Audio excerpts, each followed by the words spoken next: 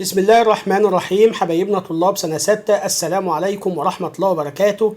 النهاردة معادنا مع شرح الدرس الأول من دروس الوحدة الثانية في منهج الدراسات الاجتماعية عام 2025. عنوان درسنا النهاردة اسمه مظاهر سطح الوطن العربي. بعد ما تسمع الدرس كويس جدا جدا توجه إلى القناة، هتلاقيني سايب لك حل أسئلة الدرس ده، افتحها واسمعها وبالتوفيق للجميع بإذن الله. لو عجبك الشرح اشترك في القناة، فعل الإشعارات عشان يوصل لك كل جديد. يبقى عنوان درسنا النهاردة اسمه مظاهر سطح الوطن العربي. اتكلمنا في الدرس الأول من المنهج عن الموقع الجغرافي للوطن العربي، وعرفنا حدود الوطن العربي من الخارج. تعالوا بقى ندخل جوه الوطن العربي ونتكلم عن مظاهر السطح في الوطن العربي، يعني نتكلم على شكل الأرض في الوطن العربي. الوطن العربي عندنا بيتميز بتنوع مظاهر السطح. عندنا أماكن عالية جدا زي قمة جبل طبقال. قمة جبل طبقال في المغرب، وديت أعلى نقطة موجودة في الوطن العربي، وارتفاعها حوالي 4165 متر فوق مستوى سطح البحر. وعندنا كمان أماكن منخفضة جدا في الوطن العربي زي البحر الميت اللي موجود في الأردن. البحر الميت في الأردن ده أدنى نقطة في الوطن العربي والعالم، أوطى نقطة في الوطن العربي والعالم، وبيوصل انخفاضها ل 430 متر تحت مستوى سطح البحر. السؤال يجي هنا ازاي؟ يقول لك دلل يتميز سطح الوطن العربي بالتنوع. تقول حيث يوجد أماكن عالية جدا مثل قمة جبل طبقال في المغرب، وأماكن منخفضة جدا مثل البحر الميت في الأردن. تعالوا بقى نتعرف على عوامل تشكيل سطح الأرض في الوطن العربي. إيه هي العوامل اللي شكلت سطح الأرض في الوطن العربي؟ والله إحنا عندنا 4 عوامل شكلوا سطح الوطن العربي: 2 حركات و2 تعرية. حركات التوائية وحركات انكسارية، وهكلمك عنهم دلوقتي، وتعرية مائية وتعرية هوائية. يبقى لما أقول لك بما تفسر تشكلت مظاهر السطح في الوطن العربي، هتقول لي نتيجة عوامل مختلفة، منها 2 حركات: حركات التوائية وحركات انكسارية وتعرية مائية وتعرية هوائية. تعالوا نشوف الحركات الالتوائية شكلت سطح الوطن العربي ازاي وخلت مظاهر سطح تطلع. بص يا سيدي، في بعض الأحيان سطح الأرض في أي مكان، مش لازم الوطن العربي، بيحصل له التواء زي ما انت شايف كده. ففي أماكن بتطلع لفوق بتكون لي جبال، وأماكن بتنزل لتحت بتكون لي منخفضات. في الحالة دي بتكون لي جبال اسمها جبال التوائية. يبقى الحركات الالتوائية خلت الجبال الالتوائية تظهر اهي. عندي برضو الحركات الانكسارية، ساعات سطح الأرض يتكسر بالمنظر اللي انت شايفه ده. ففي أماكن بتطلع لفوق بتكون لي جبال، وأماكن بتنزل لتحت بتكون لي منخفضات. الأماكن اللي طلعت لفوق دي بتكون لي جبال انكسارية. جبال انكسارية زي الجبال اللي انت شايفها في الصورة دي. كمان التعرية المائية. معنى كلمة تعرية يعني ايه؟ التعرية يعني عملية النحت والنقل والإرسال. النحت يعني عامل ينحت من مكان ويشيل ناتج النحت ده ويحطه في مكان تاني. العامل ده ممكن يبقى مية، في الحالة دي بنسميها تعرية مائية. وممكن اللي بينحت ده يبقى هواء، وفي الحالة دي بنسميها تعرية هوائية. ماشي. طب التعرية المائية بقى ممكن تعمل لي ايه؟ ده بتعمل حاجات كتير. بتعمل لي سهول فيضية زي ما انت شايف كده، الأراضي المستوية الخضرة دي اللي موجودة حوالين الأنهار، التعرية المائية هي اللي عاملاها. المية هي اللي رسبت الطمي اللي موجود ده، والناس بعد كده استخدموه في الزراعة. وممكن كمان أمواج البحر زي ما انت شايف كده تكون لي الشواطئ اللي انت شايفها دي، اللي احنا بنروح نصيف عندها في الصيف. تمام. يبقى التعرية المائية عملت لي سهول فيضية وعملت لي سهول ساحلية. طب التعرية الهوائية ممكن تعمل ايه؟ الهواء ممكن ينحت ويرسب في مكان تاني، بيكون لي ايه بعد ما يرسب؟ بيكون لي كثبان رملي. يبقى انا عندي كده 4 عوامل شكلوا سطح الوطن العربي: حركات التوائية كونت لي جبال التوائية، حركات انكسارية كونت لي جبال انكسارية، التعرية المائية كونت لي سهول فيضية وسهول ساحلية، والتعرية الهوائية كونت لي كثبان رملية. تمام يا شباب؟ طيب، أهم بقى المظاهر بتاعت السطح في الوطن العربي، أنا عندي 3 أنواع. عندي جبال، وعندي هضاب، وعندي سهول. عاوز أفكركم بشكلهم. الجبل بيبقى شكله كده، تعريفه لو أنت فاكره من سنة رابعة، عبارة عن أرض شديدة الارتفاع ولها قمة، وما بيقلش ارتفاعها عن 1000 متر. والجبال زي ما أنا لسه قايل لك نوعين: جبال التوائية نشأت نتيجة الحركات الالتوائية، وجبال انكسارية نشأت نتيجة الحركات الانكسارية. الهضاب كان شكلها عامل كده، عبارة عن أرض مرتفعة سطحها مستوي أو شبه مستوي، ما بيقلش ارتفاعها عن 500 متر.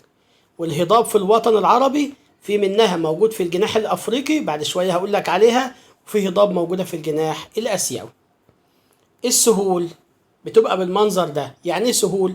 السهول هي عبارة عن أرض مستوية أو شبه مستوي، أرض مستوية أو شبه مستوية بيقل ارتفاعها عن 500 متر، وبتتقسم عند النوعين: سهول فيضية موجودة حوالين الأنهار، وسهول ساحلية موجودة حوالين البحار.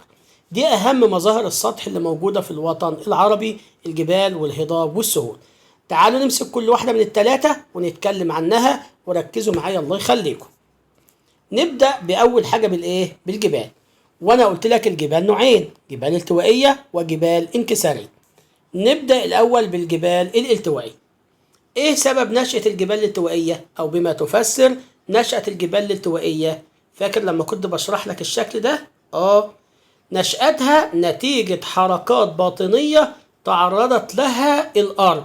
في حركات باطنية تعرضت لها الأرض أدت لارتفاع الأجزاء ده، فكونت جبال التوائية. تاني يا مستر، يبقى لما أقول لك بما تفسر نشأة الجبال الالتوائية تقول لي نتيجة حركات باطنية تعرضت لها الأرض. طيب يا مستر، إيه بقى أهم الجبال الالتوائية اللي في الوطن العربي؟ عندي في جبال موجودة هنا اسمها جبال أطلس. جبال أطلس، وبالمناسبة جبل طبقال اللي هو أعلى نقطة في الوطن العربي من ضمن جبال الأطلس. في عندي جبال هنا كده في الحتة دي في الركن ده في دولة عمان اسمها جبال عمان. في جبال هنا خدناها اسمها جبال زاجرس. وفي جبال هنا كده اسمها جبال كردستان. ال4 جبال دول ديت جبال التوائية. جبال ايه؟ التوائية. في جبال أطلس دي في الجناح الأفريقي، عندك جبال عمان وزاجرس وكردستان، ال3 دول في الجناح الآسيوي. عاملهم كده بطريقة حلوة تحفظها بسرعة. الجبال الالتوائية في الوطن العربي 4، قولوا وراي: أطلس، عمان، زاجرس، كردستان. أطلس، عمان، زاجرس، كردستان. تاني: أطلس، عمان، زاجرس، كردستان. ال4 دول جبال التوائية. أي جبال تانية تبقى جبال انكسارية. تمام يا شباب؟ احفظوا أماكنهم على الخريطة عشان هسألكوا عليهم بعد شوية. بعد كده الجبال الانكسارية، لسه قايل لكم عليه. اللي بيحصل ان الارض بتتكسر بالشكل ده، اماكن بتنزل لتحت بتبقى منخفضات، اماكن بتعلى لفوق بتبقى جبال. طب ايه اسباب نشأة الجبال الانكسارية؟ هنقول بسبب انكسار في قشرة الارض. بسبب ايه؟ انكسار في قشرة الارض. فلما اقول لك بما تفسر نشأة الجبال الانكسارية تقولي نتيجة حدوث انكسار في قشرة الارض. أهم الجبال الانكسارية اللي موجودة في الوطن العربي، عندنا جبال موجودة في الجناح الأفريقي اسمها جبال البحر الأحمر. اسمها إيه؟ جبال البحر الأحمر. اتسمت بكده عشان موجودة على شاطئ البحر الأحمر. جزء منها موجود عندنا في مصر، والجزء التاني موجود في السودان. في جزء تاني من الجبال الانكسارية موجود في الجناح الآسيوي، وتحديدا في شبه الجزيرة العربية. في جبال الناحية التانية هنا اسمها جبال الحجاز. الإيه؟ الحجاز. يا رب اشوفكم هناك في الحجاز ان شاء الله وانا معاكم. في عندنا جبال تحتها اسمها جبال عسير. عسير، اللهم يسر كل عسير عليا وعليكم ان شاء الله. في مرتفعات تحت اهي اسمها مرتفعات اليمن. يبقى انا عندي كده على يمين على اليمين البحر الاحمر الحجاز، عسير، اليمن. الحجاز، عسير، اليمن. خلاص؟ طيب، نتكلم بعد كده عن ايه؟ هنتكلم عن الهضاب. الهضاب أكتر مظاهر السطح انتشارا في الوطن العربي. أكتر مظاهر السطح موجودة في الوطن العربي هي الهضاب. تحس إن سطح الوطن العربي كله هضاب اللي متلون بالأصفر ده. شوفوا اللون الأصفر قد إيه؟ قد إيه؟ لأن الهضاب أكتر هضاب أو أكتر ظاهرة تضاريسية موجودة في الوطن العربي. في عندي هضاب في الجناح العربي الأفريقي زي هضبة إفريقيا الشمالية. هضبة إفريقيا الشمالية، والهضبة ده هي أكبر الظاهرات التضاريسية في الوطن العربي. أكبر ظاهرة تضاريسية في الوطن العربي هي هضبة إفريقيا الشمالية. الدليل؟ الدليل إنها بتمتد عندي من البحر المتوسط شمالا لوسط أفريقيا جنوبا، ومن جبال البحر الأحمر شرقا لحد المحيط الأطلنطي غربا. ياه، كل ده هضبة؟ من البحر المتوسط شمالا لوسط أفريقيا جنوبا، جبال البحر الأحمر شرقا والمحيط الأطلنطي غربا. كل دي اسمها هضبة إفريقيا الشمالية، موجودة في الجناح الإفريقي. في الجناح الآسيوي موجود عندي 3 هضاب، والثلاثة موجودين في شبه الجزيرة العربية. في شبه الجزيرة العربية هضبة موجودة في الشمال نهو اسمها بادية الشام، عشان في بلاد الشام. هضبة في الوسط اسمها نجد. نجد نجد، حتى الوسط 3 حروف ونجد 3 حروف. هضبة حضرموت دي موجودة في جنوب شبه الجزيرة العربية. يبقى أنا عندي 3 هضاب في الجناح الآسيوي: بادية الشام، نجد، حضرموت. ركزوا يا شباب في كل كلمة بنقولها. اللي بعده فوق بقى الهضاب دي، موجود فوق الهضاب دي بعض الظاهرات التضاريسية. موجود فوقها واحات وهكلمك عنها، موجود أودية جافة برضه هكلمك عنها، وموجود الكثبان الرملية. يبقى أهم الظاهرات التضاريسية اللي موجودة فوق الهضاب واحات، أودية جافة، كثبان رملية. ونبدأ بالواحات. يعني واحة زي ما انت شايف في الصورة كده بتبقى عبارة عن أرض موجودة في الصحراء. أرض موجودة في إيه؟ في الصحراء. بيعيش فيها سكان على إيه؟ على الزراعة. طب بيجيبوا مية منين؟ قال لك اعتمادا على المياه الجوفية. تمام؟ طيب الأسئلة تيجي هنا إزاي؟ بيقول لك بما تفسر تقوم الزراعة في الواحات؟ تقول له اعتمادا على المياه الجوفية. طب بما تفسر تركز بعض السكان في الواحات؟ تقول للعمل بالزراعة اعتمادا على المياه الجوفية. طب ايه هي اهم الواحات اللي موجودة في الوطن العربي؟ ركز معايا كده على اماكنهم. اول واحة عندنا واحة في المكان ده اسمها واحة سيوة في مصر. واحة سيوة في مصر. واحة تانية في المكان ده اسمها واحة الكفرة في ليبيا. الكفرة في ليبيا. في واحة هنا كده في الجزائر اسمها واحة عين صالح. يبقى عندي كده كام واحة؟ 3. واحة سيوة في مصر، الكفرة في ليبيا، واحة عين صالح في الجزائر. برضو من ضمن الظاهرات اللي موجودة فوق الهضاب الأودية الجاف. يا مصر يعني وادي جاف. بص في الصورة دي وانت تعرف الوادي الجاف ده وادي كان فيه مية زمان ثم جف. يعني الحتة المنخفضة دي، الحتة الواطية دي كان فيها مية زمان وبعدين جفت، عشان كده سموه وادي جاف. طب اتكون ازاي الوادي الجاف ده؟ اتكون بسبب التعرية المائية. بفعل التعرية المائية المية هي اللي نحتته بالشكل ده زمان، وبعدين نشفت ففضل على وضعه كده. يبقى لما اقول لك ما المقصود قصدي بالاودية الجافة، لا بما تفسر تكون الاودية الجافة، انا اسف، تقول بسبب التعرية المائية. طب يا مصر هي كده بقت جافة، عاد لها لازمة؟ طبعا لها لازمة. ايه اهمية الاودية الجافة دلوقتي؟ قال لك بتستخدم كطرق للمواصلات، الناس بتمشي فيها، وكمان الحصول على المياه الجوفية. بيحفروا فيها حفر كده ويطلعوا منها مية جوفية، لأن هي أصلا كان فيها مية زمان. يبقى لما أقول لك بما تفسر أهمية الأودية الجافة، تقول تستخدم كطرق للمواصلات والحصول على المياه الجوفية. طب اديني مثال. في وادي هنا جاف في السعودية اسمه وادي الدواسر. اسمه ايه؟ وادي الدواسر في السعودية. وادي الدواسر في السعودية. طيب بلاقي برضو فوق الهضاب بلاقي كثبان رملية. يعني ايه كثبان رملية؟ اكوام رملة زي ما انت شايف كده. طب الاكوام الرملة دي اتكونت ازاي؟ قال لك بفعل التعرية الهوائية.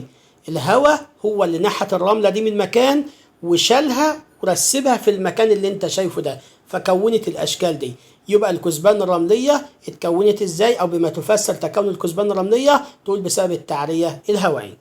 طب اديني مثال. في عندي بحر الرمال العظيم اللي موجود على الحدود بين مصر وليبيا. تمام؟ ممكن يقول لك بما تفسر تكون بحر الرمال العظيم، تقول له بسبب التعرية الهوائية، موجود بين مصر وليبيا، بحر الرمال العظيم. تمام؟ طيب، آخر حاجة معانا السهول. وزي ما قلت لكم في الأول، السهول عندي نوعين: سهول فيضية اللي هي متلونة باللون الأخضر ده، والسهول الساحلية اللي هي متلونة باللون الأصفر. السهول الفيضية بتبقى حوالين الأنهار، والسهول الساحلية حوالين البحار والمحيطات. تعال نتكلم عن أهم السهول اللي موجودة في الوطن العربي. السهول الفيضية. إيه سبب تكون السهول الفيضية؟ السهول الفيضية الأرض الخصبة اللي موجودة حوالين الأنهار اتكونت إزاي؟ قال لك كونتها الأنهار عن طريق ترسيب المواد العالقة بمياه. يا مستر، هو أنا ممكن أشيل الكلام ده كله وأقول بسبب التعرية المائية؟ أيوه ينفع. عاوز تقول بسبب ترسيب المواد العالقة بمياه الأنهار؟ ماشي. عاوز تقول بسبب التعرية المائية؟ برضه ماشي. طب ايه هي أهمية السهول الفيضية دي؟ بنستفيد منها في ايه؟ قال لك بتكون تربة فيضية بتعد من أخصب أنواع الأراضي. بتكون تربة فيضية بتعد من أخصب أنواع الأراضي. أهم السهول الفيضية اللي موجودة عندنا في الوطن العربي سهول نهر النيل اللي موجودة في مصر والسودان. عندنا سهول، ودول طبعا موجودين في الجناح الأفريقي. عندنا سهول نهري دجلة والفرات في العراق. دجلة اللي على اليمين والفرات اللي على الشمال. نهر دجلة اللي على اليمين، نهر الفرات اللي على الشمال، وموجودة في دولة العراق. ودي طبعا دي موجودة في الجناح الآسيوي. تاني أهم السهول الفيضية، السهول الفيضية في نهر النيل في مصر والسودان، سهول دجلة والفرات في العراق. طيب، النوع الثاني من السهول وهي السهول الساحلية. عندي فيه سهول ساحلية على البحر المتوسط اللي متلونة باللون الأصفر ده والمحيط الأطلنطي. السهول الساحلية اللي موجودة على البحر المتوسط والمحيط الأطلنطي أمطارها شتوية، بتنزل في فصل الشتاء. أيوة، ما احنا موجودين أهو على البحر المتوسط، مصر موجودة على البحر المتوسط، أمطارنا في الشتاء. بتتميز بكثرة سكانها، فيها سكان كتير. ليه؟ قال لك بسبب الانتقال على طول امتداد سواحلها. الأرض بتاعتها مستوية، فالناس بتتنقل عليها بسهولة، بتبني بيوت بسهولة، بتعمل مشروعات بسهولة، تعمل طرق بسهولة، كل حاجة بسهولة.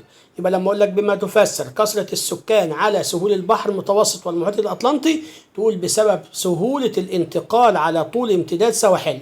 يا مستر صعبة، قول بسبب سهولة الانتقال وخلاص. بسبب سهولة الايه؟ الانتقال.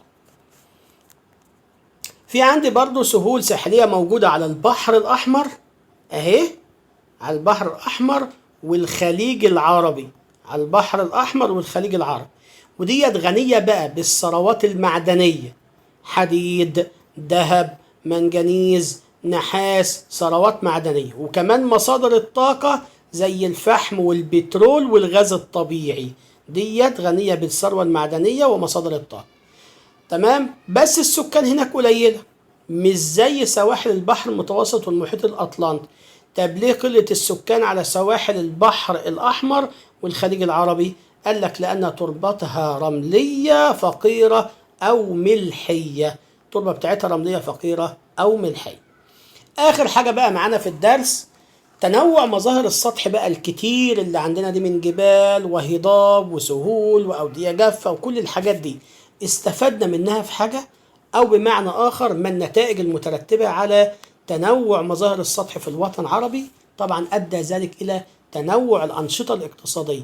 بقى عندنا أنشطة اقتصادية كتير. يعني مثلا في السهول الفيضية تلاقي فيه زراعة، في السهول الساحلية ممكن تلاقي زراعة، ممكن تلاقي صيد أسماك، ممكن استخراج بترول، ممكن استخراج معادن، حاجات كتير قوي. يبقى تنوع الأنشطة الاقتصادية. وبكده أنا خلصت الدرس، فاضل بس نحل شوية أسئلة ونشوف هنعرف ولا لا، صح ولا غلط. قولوا معايا يا شباب. تكونت جبال كردستان نتيجة الحركات الالتوائية. لسه قايل لكم أطلس، عمان، زاجرس، كردستان، الأربعة دول جبال إيه؟ أيوة التوائية. الإجابة دي طبعا الإجابة صحيحة يا شباب، دي غلطة، دي الإجابة إيه؟ صحيحة، الإجابة صحيحة. 2. تقوم الزراعة في الواحات اعتمادا على المياه الجوفية. أيوة صح. تتميز سهول البحر الأحمر بكثرة سكانها. طبعا الإجابة غلط، الإجابة إيه؟ غلط. ليه؟ لأن تربتها رملية فقيرة أو ملحية. بعيد وزيد تاني، السؤال الأول صح. ب. دلل على صحة العبارة الآتية: تنوع السهول في الوطن العربي. هنقول بسبب وجود سهول ساحلية زي سهول البحر المتوسط والبحر الأحمر والخليج العربي والمحيط الأطلنطي، وسهول فيضية مثل سهول نهر النيل وسهول نهري دجلة والفرات. بما تفسر تكون بعض الجبال الالتوائية في الوطن العربي. هنقول نتيجة لحركات باطنية تعرضت لها الأرض. طب ايه أهمية الأودية الجافة؟ تقول تستخدم كطرق للمواصلات والحصول على المياه الجوفية. وبكده يا شباب أكون خلصت الدرس، يا رب تكونوا استفدتوا. اسمعوا الدرس مرة واثنين وثلاثة، وبعد كده توجهوا لحل الأسئلة، وبالتوفيق للجميع، والسلام عليكم ورحمة الله وبركاته.